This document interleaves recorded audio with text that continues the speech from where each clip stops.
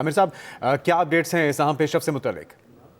देखिए, जाहिर है कि बड़ी ही अजीबोगरीब ये सिचुएशन बनी है, लेकिन एजाजुल एहसन साहब का जो रिजाइन है वो बददिली भी है कि ये साकिब निसार साहब से लेके और उमर अता बंदयाल तक तमाम चीफ जस्टिस साहिबान को खुद चलाते थे। और जैसे काजी फायज ईसा को सीनियर तरीन जज होने के बावजूद यानी नंबर 2 पे जीरो किया हुआ था, गुलजार साहब ने इनको केसेस नहीं देते थे, मेन केसेस से आउट किया हुआ था और उसकी बुनियादी वजह एजाजुल एहसन साहब थे। ये तमाम ऑथर थे सुओ मोटो केसेस के साकिब निसार साहब के, जो एक लाइन थी रिजीम चेंज के हवाले से कि आते जाते इधर पकड़ लो उधर उठा लो। तो इनके बारे में था कि जाहिर है इन्होंने अक्टूबर में चीफ जस्टिस बनना है और इनको कुछ इतलात होंगी ऐसी कि क्योंकि ये वो लोग हैं जो शौरी और लाशौरी तौर पर फैसले कर रहे थे, ये लिख के कह रहे थे, जुबानी भी नहीं कह रहे थे कि हमारी मर्जी, हम एक केस में ये फैसला दें एक में ये दें। तो सुप्रीम कोर्ट के फैसले के ऊपर तो हम सिर्फ फैसले के बाद तबसरा ही करने के काबिल थे। आज जब उन्होंने किया है तो लगता है जब रिजाइन की डिटेल सामने आएगी तो ये होगा कि जी मुझे काम नहीं करने दिया जा रहा था। तो जैसे मैंने आपसे कहा है, तो फिर काजी फायज ईसा के साथ कौन सा काम करने के लिए दिया जा रहा था? उन्हें ना कोई केसेस मेन दिए जाते थे, बल्कि तज़ीक उनकी पूरी फैमिली की इन ब्रदर जजेस ने पूरी भरी सुप्रीम कोर्ट में पब्लिकली की।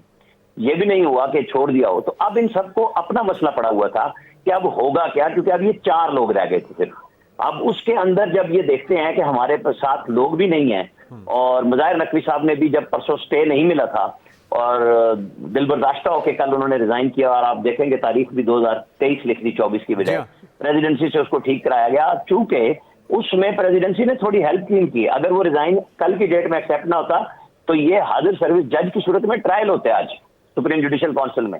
अब काजी फायज ईसा साहब ने आज तीसरे जज के तौर पे मंसूर अली शाह साहब को बिठा के ये फैसला किया है कि इस काम को आगे बढ़ाना चाहिए, जो कि सारे लोगों की डिमांड है कि आप आम आदमी को टांग देते हैं सुप्रीम कोर्ट में कि जी नैब से आपने प्ली बार्गेन कैसे कर ली, आपकी नौकरी कैसे बरकरार है, और ब्रदर जज रिजाइन कर जाए तो सारी पेंशन समेत घर पे चला। आमिर साहब, ये 2 दिनों में 2 जज साहबान के इस्तीफे आना बायस तशवीश है या खुशाइंद है, और आपको लगता है कि अदलिया में भी रिफॉर्म्स का सिलसिला शुरू हुआ है? देखें, इसको खुशाइंद या तशवीश तक उससे छोड़ के बात यह है कि एक तत्हीर का अमल जारी है। काजी साहब अपने इदारे के उस चीफ जस्टिस को सबसे पहले उन्होंने पब्लिकली तनकीद का निशाना बनाया जिन्होंने उन्हें बराह रास्त chief justice Balochistan high court बनाया, यानी इफ्तिखार चौधरी साहब को। जी $6.5 बिलियन की 10 खजाने को सुप्रीम कोर्ट के सुओ मोटो ने लगाई 184(3) में। वो जब एक मामला को ठीक कर रहे हैं मेरी नजर में, तो फिर जो लोग जिन लोगों ने इख्तियार इंजॉय किया, आपको ये बात समझनी चाहिए, जो फुल पावरफुल हों और फिर वो जीरो हों, वो अपने आप को एलोन फील करें कि जी हमारी तो सुनी नहीं जा रही और आगे हमारे साथ क्या होगा, तो फिर ये एक नतीजा बनता है। वो डालेंगे तो सही, रिजाइन में काजी साहब के ऊपर मलबा तो आएगा, लेकिन काजी साहब कब परवाह कर रहे हैं? जब उन्होंने अपनी फैमिली, बच्चे सब पब्लिक कर दिए कि जी आओ जो केस है। मुज़ाहिर नकवी साहब को भी यही चाहिए था ना, फेस करते। जब उन्होंने कहा कि मैं खुली सुप्रीम जुडिशल काउंसिल में मीडिया के सामने पब्लिक समात होनी चाहिए, फिर वो हाई कोर्ट सुप्रीम कोर्ट के बेंच ने उनको जब स्टे नहीं दिया, तो काजी साहब की तरह हौसला करना चाहिए था। लेकिन उसमें तो यही आता है ना कि जी अब आपने अपनी पेंशन भी बचाई, मरात भी बचाई और वो जायदाद अब, लेकिन वो क्वेश्चन में तो आ गई है कि कल सुप्रीम जुडिशल काउंसिल क्या फैसला करेगी। आमिर साहब, यहाँ पे छोटी सी ब्रेक लेंगे, आप सब हमारे साथ ही रहेगा, अभी वक्त हो जाता है न्यूज़ हेडलाइंस का। वाले से कोई तफसीलात जो है वो तो सामने नहीं आई, लेकिन अगर हम ये देखें कि इसके पहले माजी में जो जुडिशरी में जो कुछ होता रहा वो काफ़ी अहम है, और बिलखुसूस हमने देखा कि मुज़ाहिर नकवी साहब के हवाले से जो बात हम कर रहे हैं कि उनके हवाले से भी उन्होंने एक इख्तलाफी नोट लिखा और उसमें भी उन्होंने कुछ वजूहात बताई कि मुज़ाहिर नकवी साहब के ख़िलाफ़ उजरत का मुजाहरा किया जा रहा है, गो कि उसको फैक्चुअली फिर आज चीफ जस्टिस ऑफ पाकिस्तान काजी फायज ईसा ने कौंसल प्रोसीडिंग में इसको वाज़े किया और ये कहा कि हमने मुज़ाहिर नकवी को जितना वक्त वो मांगते रहे उससे ज़्यादा हम उनको ये वक्त देते रहे,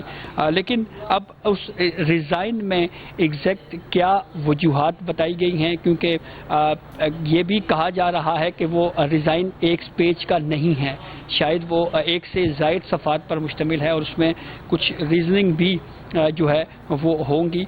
लेकिन अब बहुत एक सीनियर जज के तौर के ऊपर जस्टिस एजाजुल एहसन की अगर हम बात करें तो चीफ जस्टिस काजी फायज ईसा की रिटायरमेंट के बाद जस्टिस एजाजुल एहसन साहब ने चीफ जस्टिस ऑफ पाकिस्तान के ओहदे के ऊपर फायज होना था, लेकिन अब वो रिटायर हो गए हैं, तो अब सूरत हाल कुछ यूँ बनती हुई नज़र आ रही है कि अब जो चीफ जस्टिस काजी फायज ईसा हैं उनको भी उनका टेन्योर जो है वो अच्छा जानजीब अब्बासी, मिलेगा। इस हवाले से हमने अभी चौधरी साहब से बात की और उनकी राय ये थी कि जो नेक्स्ट मोस्ट सीनियर होंगे वो उस लाइन में लगेंगे chief justice of supreme court के तौर पे, लेकिन जो जस्टिस इजाजुल एहसन साहब का टेन्योर है वो काजी साहब को नहीं मिलेगा। आपके पास क्या इतलात हैं?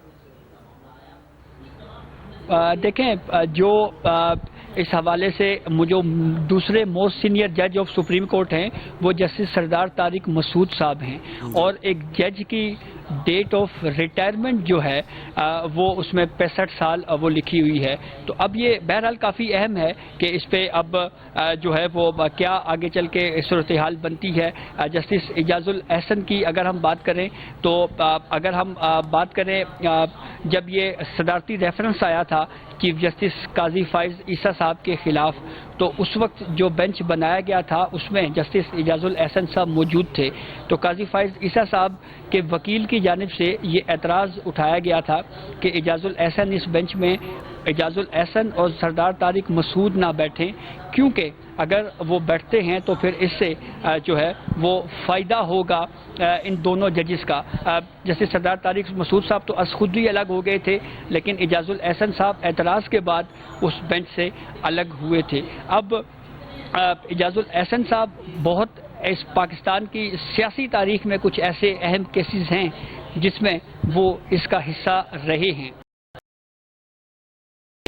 जब सुप्रीम कोर्ट में आया उस बेंच में जस्टिस इजाजुल एहसन उस बेंच का हिस्सा रहे।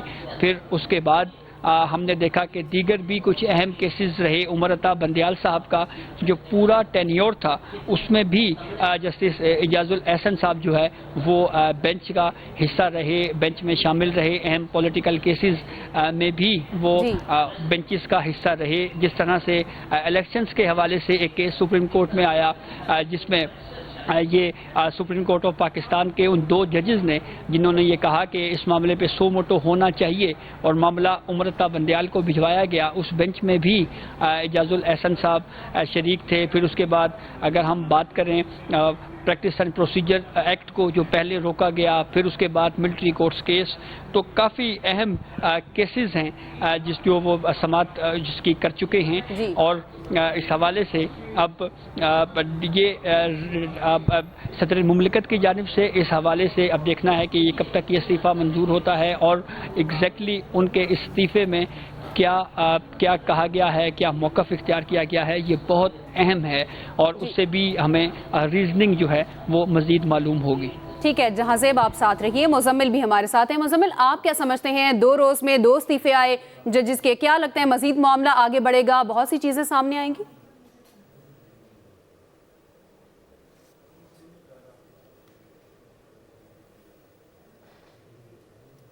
हम पेशरफ्त है जिसे आपको आगाह कर रहे हैं। सुप्रीम कोर्ट के जज जस्टिस इजाजुल एहसन भी मुस्ताफ़ी हो गए हैं। जस्टिस मज़ाहिर अली नकवी ने भी गुज़िश्ता रोज़ अपने ओहदे से इस्तीफ़ा दिया था, जबकि justice Ijazul Ahsan seniority list में जस्टिस सरदार तारिक मसूद के बाद दूसरे नंबर पर थे।